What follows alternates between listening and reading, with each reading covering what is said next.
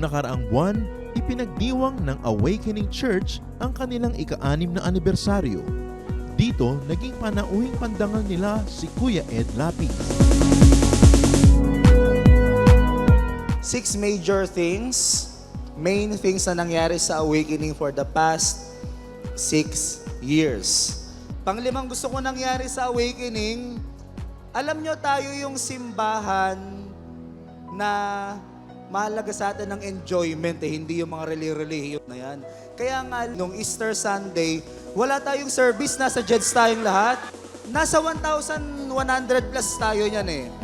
Yan ang purpose ni Jesus, magkaroon tayo ng rich and satisfying life. Hindi yung puro simba-simba lang. Amen? Pang-anim at ang pinaka-importanting nangyari sa Awakening, yung Jesusness. Sa mga susunod na linggo, sa mga susunod na topic nyo sa cell group nyo, mas palalalimin pa natin ang Jesusness. Alam nyo, nakalaya po tayo sa law, sa fear and judgment, sa guilt and shame, na mas lalo nyo pang maiintindihan sa mga Bible study groups nyo, sa mga preachings natin dito every Sunday. Nitong buwan ng April, marami tayong naabot ng mga kababayang nangangailangan, street dwellers at mga biktima ng sunog sa pamamagitan ng mga pinamahagi nating mga pagkain.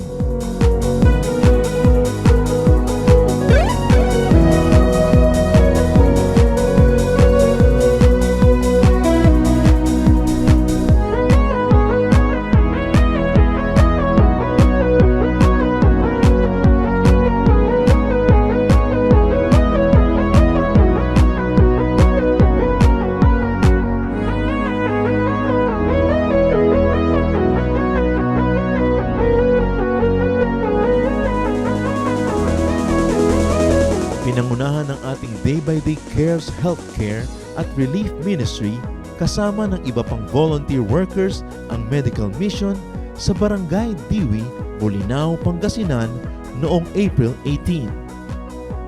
Naghatid tayo ng mga libreng services tulad ng medical consultations, dental services, eye consultations, mga libreng salamin at mga libreng gamot. Namahagi tayo ng mainit at masustansyang chicken adobo para sa lahat. Tinipon naman ng ating team ang mga bata upang mabahagian sila ng salita ng ating Panginoong Hesus at mabigyan sila ng school supplies. Nagbigay din tayo ng libreng basic life support training para sa mga elementary at high school students.